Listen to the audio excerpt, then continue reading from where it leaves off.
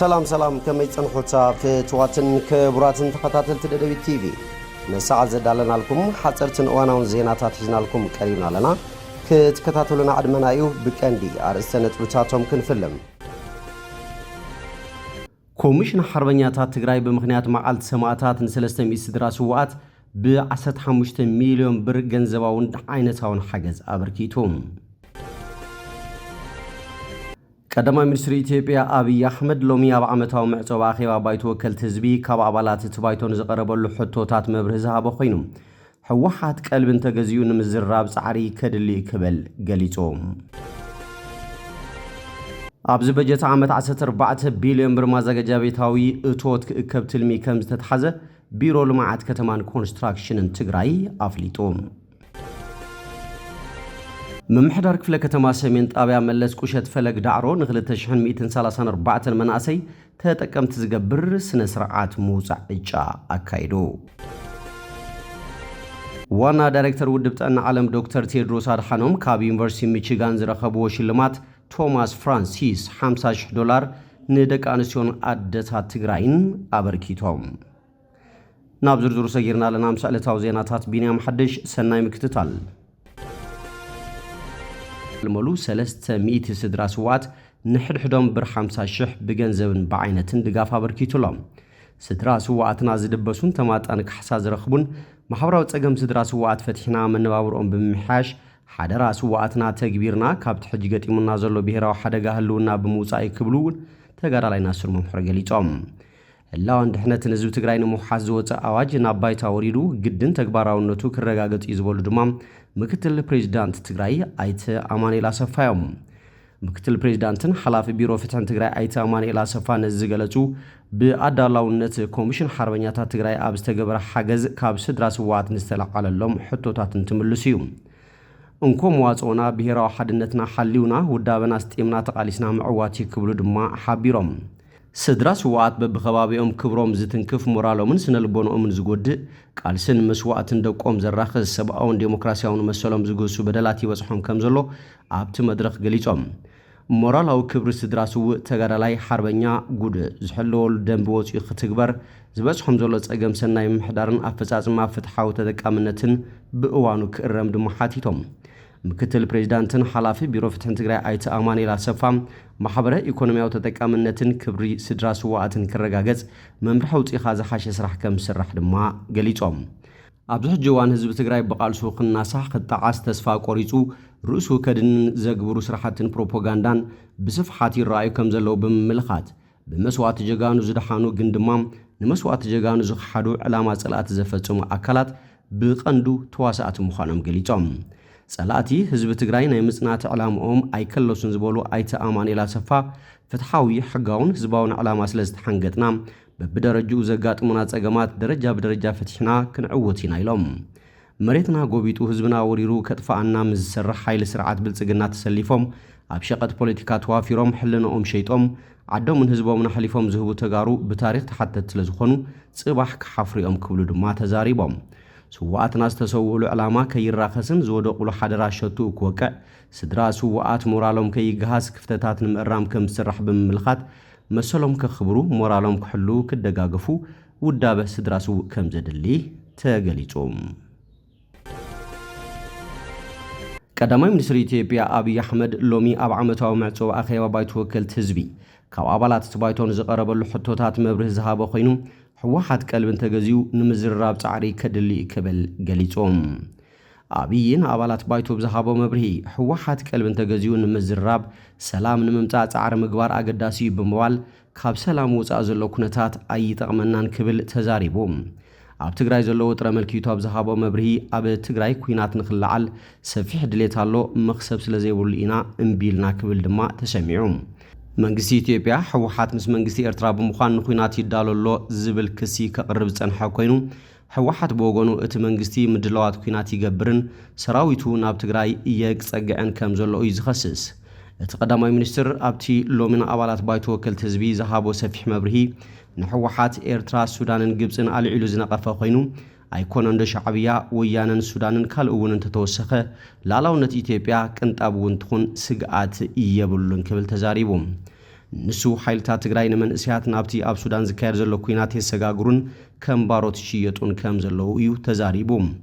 ሓያሎ መንእስያት ትግራይ ብግዴታ ናብቲ ኣብ ሱዳን ዝካየድ ዘሎ ኩናት ተወሲዶም ህይወቶም ይስኡኑ ከም ዘለዉ ብምግላጽ መንእስያት ትግራይ ብዘይፈልጥዎ ምኽንያት ህይወቶም ይስኡኑ ኣለዉ ብዛዕባ ዘይፈልጥዎ ዕላማ ድማ ህይወቶም ይኸፍሉ ኢሉ ንሕወሓት ምስ መንግስቲ ኤርትራ ተሓባቢሩ ንኢትዮጵያ ክወርር ይዳሎ ኣሎ ክብል ድሕሪ ምኽሳስ መንግስቱ እዞም ሓይልታት እዚኦም ንምምካት ዘኽእል ዓቕሚ ምክልኻል እናሃነፀ ምዃኑ ዝገለጸ ኣብይ በቲ ቀደም ዝሰርሐ ዝኣረገ ስልቲ ሕጂ ክጥቀሙ ምፍታኖም ረብሓ ይብሉን ኢሉ ሕወሓትን ዓወትን ኣራምባና ቆቦ ወይ ከዓ ኣይራኸቡን እዮም ክብል እውን ኣባጭዩ ቀዳማይ ሚኒስትር ኢትዮጵያ ኣብይ ኢትዮጵያ ምንጭ ምፍራስ ሰላማ ኣበይ ምዃኑ ትፈልጥ እያ ድሕሪ ምባል ካብቲ ምንጭ ዝለዓል ዝኾነ ይኹን ምትንኳይ ንምክልኻል ዘኽእል ቁመና ትፈጥር ከም ዘላ እዩ ዝዛረብ ንሓይልታት ትግራይ ድማ ናይ ወፃእ ተልእኾ ዘፈጽሙ ምሳር ክብል መሲሉ ብተወሳኺ ኣብ መቐለ እውን ልክዕ ከም ኣዲስ ኣበባ ኮሪደር ልምዓት ክርአ ባህጊ ከም ዘለዎ ካብኡ ወፃእ ዘሎ ንኹናት ዝድርኽ ምንቅስቃሳት ግን ከም ዘየድሊ ገሊጹ ኣብ መላ ኢትዮጵያ ዝረኣዩ ግጭታት ብሃይማኖትን ብህዝብን ዘይኮኑስ ብብሄራት ዝግበሩ ምዃኖም ጠቒሱ እዚ ድማ ብሰንኪ ማሕበራዊ ሚድያን ተዓፊኖም ፀንሑ ሽግራትን ምዃኖም ተዛሪቡ ኣብ ኢትዮጵያ ድሕሪ ዝተኻየደ መበል ሻውዓይ ሃገራዊ መረፃ ቀዳማይ ሚኒስትር ኢትዮጵያ ኣብይ ኣሕመድ ዝመርሖ ውድብ ብልጽግና ኣብዝሓ ድምፂ ባይቶ ዓቂቡ ኣብቲ መረፃ ከም ዝተዓወተ ብወግዒ ተገሊጹ እዩ እቲ ኣብ መወዳእታ ግንቦት ዝተኻየደ መረፃ ብግጭት ክስታት ዓፈናን ውሱን ተሳትፎ ተቃወምቲ ሓይልታትን ዝተዓብለለ እዩ ነይሩ ዝብል ነቐፌታ ከም ዝቐረበሉ ዝፍለጥ እዩ እቲ ካብ 501 ዝተወዳደሮ ን438 መናብር ዝተዓወተ ውድብ ብልጽግና ሓድሽ መንግስቲ ክምስርት እዩ ተባሂሉሎም ኣብይ ድማ ኣብ መጀመርታ ጥቅምቲ ንኻልኣይ እብረ ዘመን ስልጣኑ ቃለ መሓላ ክፍጽም ትጽቢት ተገይሩሎም ኣብዚ በጀት ዓመት 14 ቢልዮን ብር ማዘጋጃ ቤታዊ እቶት ክእከብ ትልሚ ከም ዝተተሓዘ ቢሮ ልምዓት ከተማን ኮንስትራክሽን ትግራይ ኣፍሊጡ ኣብዚ ዓመት ካብ 107 ከተማታት ትግራይ 14 ቢልዮን ብር ማዘጋጃ ቤታዊ እቶት ንምእካብ ትልሚ ከም ዝተተለመ ዳይሬክቶሬት ምምሕያሽ ግልጋሎት ኣብያተ ማዘጋጃ ቢሮ ልምዓት ከተማን ኮንስትራክሽንን ትግራይ ዶክተር ሽሻይ ኪሮስ ገሊጾም ካብ ነጋዶ ካብ ካሬቲ ካብ ሊዝ ካብ ውዝፍ ክፍሊታት ሊዝን ካልኦት ፍልፍላት እቶት ቤት ማዘጋጃን ካብ ዝእከብ ሓፈሻዊ እቶት ኣብ ዝኽረምቲ 4.1 ቢልዮን ብር ንምእካብ መደብ ከም ዝተተሓዘ ድማ ኣብሪሆም ከተማታት ትግራይ ውሽጣዊ ኣታዊአን ብምጉልባት ሕቶታት ልምዓት ሕብረተሰብ ንምምላስ ዝኽእል ማዘጋጃ ቤታዊ እቶት ንምእካብ ቢሮኦም ንዝሓለፉ 3 ኣዋርሕ ኣብ 107 ከተማታት ቅድመ ምድለዋትን እናሰርሐ ከም ዝመፀ ዶክተር ሽሻይ ሓቢሮም ፍትሓውን ምትእምማን መሰረት ዝገበረን ማዘጋጃ ቤታዊ እቶት ንምእካብ በብኸተምኡ ባይታ መሰረት ዝገበረ መጽናዕትን ምርድዳእን ከም ዝተኻየደ ድማ እቶም ዳይሬክተር ረድዮም ኩለን ኣብያተ ማዘጋጃ ነቲ ተገልጋላይ ስሉጡን ጽፉፍን ግልጋሎት ንምሃብ እቲ ግልጋሎት ምስ መዳርግቲ ኣካላት ብምትሕባር ኣብ ሓደ ተማኺሉ ከም ዝወሃብ ድማ ገሊጾም ምድንፋዕ ማዘጋጃ ቤታዊ እቶት ኣብ ምርጋጽን ምብራኽን ዳግመ ህንጸትን ሕውየትን ከምኡውን ዓርሰ ምርኮሳ ከተማታት ትግራይ ወሳኒ ግደ ከም ዘለዎ ብምሕባር እቲ ዝተተሓዘ መደብ ንኽዕወት ዝምልከቶ ኩሉ ኣብ እዋኑ ክኸፍል ኣተሓሳሲቦም ምምሕዳር ክፍለ ከተማ ሰሜን ጣብያ መለስ ቁሸት ፈለግ ዳዕሮ ን2134 መናእሰይ ተጠቀምቲ ዝገብር ስነ ስርዓት ምውፃዕ አካይዱ ኣመሓዳርቲ ክፍለ ከተማ ኣይተ ሙልጌታ ገብሩ ከም ዝገለጽዎ ንልዕሊ 22 ዓመታት ኤልዲፒ ብዘይ ምስርሑ ህዝቢ መሬቱ ከም ማሓደር ብዘይ ምኽኣሉ ተጸጊሙ ጸንሒኡ ዝበሉ ኮይኖም ካብ ዝሓለፈ ዓመት ጀሚሩ ግቡእ ምጽፋፍ ብምግባር ህዝቢ መሬቱ ዝፈልጠሉን ዘመሓድረሉን ኩነታት ከም ዝተፈጠረ ሓቢሮም ሎሚ ዕጫ ዝወጸሎም መናእሰይ ንሕድሕዶም 140 ካሬ ሜትር ከም ዝኾነ ዝገለጹ ኣይተ ሙልጌታ ዕጫ ዝወጸሎም መናእሰይ መሬቶም ብኣግባቡን ብዘላቕነትን ክትጥቀምሉ ሓደራ ሂቦም ሓላፊ ቤት ጽሕፈት ኣጠቓቕማን ምሕደራ መሬትን ከተማ መቐለ ኣይተ ዘርእቶ ወልደ ብርሃን ምምሕዳር ከተማ መቐለ ኣብዚ ዓመት ተጠቃምነት መናእሰይ ንምርጋጽ ሰፋሓት ስራሕቲ ዝስራሕ ዘሎ ኮይኑ ከም ከተማ ንልዕሊ 10,000 መናእሰይ መጠሻ መሬት ከም ዝዓደለ ገሊጾም ኣብ ክፍለ ከተማ ሰሜን ንዓመታት ዘይተጻፈፉ ስራሕቲ ብምንባሮም ውስን ምድንጓያት ነይሮም ዝበሉ ኣይተ ዘርኡ ሕጂ ግቡእ ምድላው ብምግባር ኣብዚ ብርኪ በፂሕና ኣለና መናእሰይ ድማ መሬቶም ናብ ሳሳይ ኣካል ብዘይ ምሕላፍ ብዘላቕነት ክጥቀምሉ ወለዲ ድማ ግቡእ ክትትል ክገብሩን መልእኽቶም ሕሊፎም ክብል ሓበሬታን ርክብን ከተማ መቐለ ጸብጺቡ ዋና ዳይሬክተር ውድብ ጥዕና ዓለም ዶክተር ቴድሮስ አድሓኖም ካብ ዩኒቨርሲቲ ሚቺጋን ዝረኸብዎ ሽልማት ቶማስ ፍራንሲስ $50,000 ንደቂ ኣንስትዮን ኣደታትን ትግራይ ኣበርኪቶም تشلمات بتكال النوتاتن محور دق أنستيو نابيلو مس بيرو قداي دق أنستيو بمتحوار نسلسته حجز تتكالات للي 16 دولار مالتون أستاد 3.6 مليون قرشي نحد حدن كم استغفافله تقليتهم عبو أمبر تكال النوتات أيتا أشنافي أسملاش دكتور تيدروس أدحانوم نهزب تግራይ بفلاي نعدتاتن هፃናትን ትግራይ እናገበሮ ዝመፀን ዝገብሮ ዘሎን አበርክቶን ሓገዝን ብምስጋን አበደታትን ደቂ ኣንስትዮን ትግራይ ዘሎ ፀገም ሰፊሕ ብምዃኑ እቲ ሓገዝ ተጠናኺሩ ክቅፅል ከም ዝግባን ኩሎም ኣብ መላእ ዓለም ዘለው ትካላትን ውልቀ ሰባትን ክሳተፍሉ ከም ዝግባእ ፃውዒቱ ኣቕሪቦም ኣብ ሚቺጋን ዩኒቨርሲቲ ናይ ቶማስ ፍራንሲስ ሜዳልያ ኣብ ፐብሊክ ሄልዝ ኣብ ዓለምና ዓብይ ኮንትሪቢዩት ዝገበረ ተባሂሉ አዋርድ ተዋሂብዎ ኣብ ማርች 2023 ማለት እዩ አዋርድ ዚውን 50,000 ዶላር ኮንተሎ እዚ ለዴታት ለደቂ ኣንስትዮ ትግራይ ክውዕለለይ ይግባእ ድሕሪ ምባል ሰለስተ ትካላት ኣብ ትግራይ ተመሪፀን ባዕተነቢሉት ስራሕ ክስራሕ ድሕሪ ምውሳን ሎማዓንቲ ማሕበር النوتات للنوتاتي ማሕበር ደቂ ኣንስትዮ ትግራይ እቱ ለግነዮ ሃፍቲ ላፍ ስራሕ ለምውዓል ምድላዋተን ወዲኤን ኣብ ትግበራ ለኣትያሉ ኩነታት ስለለሎ እሱ ክሊር ለምግባር እንትኾን ተሎ በወገን ማሕበር النوتات للنوتات ካፍቲ 50,000 16,667 ዶላር ወይም ላብናይና ቅርሺ ክቅየር ተሎ 2.6 ሚሊዮን ቅርሺ በመርካብ ምስ ቢሮ ጉዳይ ደቂ ኣንስትዮ በመረዳዳ ኣብ ከተማ እንትጮ ምስትለሎ ፀገም ናይ ደገፍቲ ኣካል ትካላት ኣፍተ ኣካባቢ ብዘይ ምህላዩ ተታሒዙ ኣው በመምራጽ 35 ደቂ ኣንስትዮ ላብ ስራሕ ከኣትያ ልገብር ምድላዋት ወዲኣ ላብ ትግበራ ተዳልያላ ማለት እዩ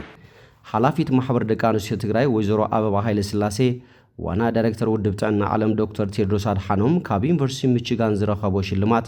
ንደቂ ኣንስትዮን ኣደታትን ክውዕል ምውሳኑ መግለጺ እናገበሮ ዝመፀ ሰናይ ተግባርን ሓልዮትን ምዃኑ ብምግላጽ ብሹም ማሕበር ደቂ ኣንስትዮ ልዑል ምስጋና ኣቕሪበን እሞያው ዶክተር ቴድሮስ ከምተኣሹ ዝበሎ ብናህና አንደበት ናቱ ስራሕቲ ናቱ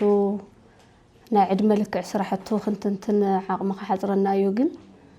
بدمر أفتناي تعنا تجري كبيرو حلفة تعنا كسبناي دولي إيشو دايركتر زلوا صراحة بملو أوناي هزو تعنا ما أخل جيرو زسرح طعمنا خورو النفتو مرحين أيو بفلافت تجري ناي بيرو تعنا صراحتي ما أخل جيرو ما أخلو خسرحت له هم بيرو حلافي عاوزنا يتمر تعنا صراحتي ما أخلت جيرو تعنا نافذو كقرب نابديتات كقرب نابطابياتات كقرب عديتات بقربا قلقالوت كرخوا ناي تعنا خناتات كرداء مكل خال ما أخل زجبرة بوليسي نافذو خسرت عديتات كونو نو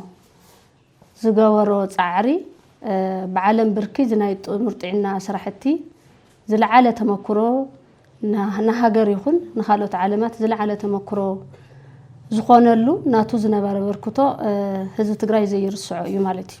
كابز بتوساقي دكتور تيدروس أدحانوم عدتاتن دك أنستيون بخوينات أزين تحسيت بمخانن نزي ترديوم نتحجي أن تلالي زلو دمنا خوينات نمتراف زلوهم علم لخاو تسمع عن التقيمهم كم وترو سعرهم كحيلو تلابين تحاجز 75 زخونا تقعد زبص حندك أنستيو زبركت مخان زجلت أوي زرا أبابام دليتن مسرت زجبر سلطنات تداليلن نابسرح كأتوا كم زجبر جليتن ياو زي استوها دماتي دك أنستيو تجري في الله يفتكوينات يفلتيو العلم 220 شح العليون بكل من قدي ما حسيت بس حوان طلعت بس حوان كل عينة أجمع برأسين كاب هيلنا جمير كسب بأكل سفيح زبهال معمي وقعت أجمع بس حواني ስለዚህ ያው ንባዕለይ ከይበሉ ግን ደቂ ኣንስትዮ ትግራይ ሰላም ልምዓት ፍትሒ ደለይቲ እየን ስለዚ ተን ዝተጸገማ ደቂ ኣንስትዮ ተንኣሰት ክኽእሎ ዝኽእል ክሕግዘለን ካብ ዝብል ዕላማ ተወጊሶም ንሕወት ደቂ ኣንስትዮ ትግራይ ክኸውን እዚ ሽልማት እዚ ብሽሞም ናብ ትግራይ መጽዩ ተንስተጣዓ ደቂ ኣንስትዮ ክሓውያ ዝገበሩ ኣያና መራሒና እዮም ሓላፊት ቢሮ ጉዳይ ደቂ ኣንስትዮ ትግራይ ወይዘሮ ሸዊት አዲሱ ብወገነን ዶክተር ቴዎድሮስ አድሓኖም ህልው ጸገም ደቂ ኣንስትዮን ህጻናትን ተረዲኦም ንዝገበርዎ ሓገዝ ብስም ቢሮ ደቂ ኣንስትዮ ትግራይ ብምስጋን እቲ ሓገዝ ብፍትሓውነት ንምክፍፋልን ሕውየተን ኣረጋጊፀን ናብ ዝለዓለ ደረጃ ንምስግጋርን ከም ዝስራሕ ሓቢረን ባርከስ ፍትዋትን ክቡራትን ተኸታተልቲ ደደቢት ቲቪ ነሳዕ ዘዳልናልኩም ዜናታት ነዚኦም ይመስሉ ስለትምክታልኩም ኣመስግና ካልኦት ሳብ ንራኸብ ሰሰናይናኹም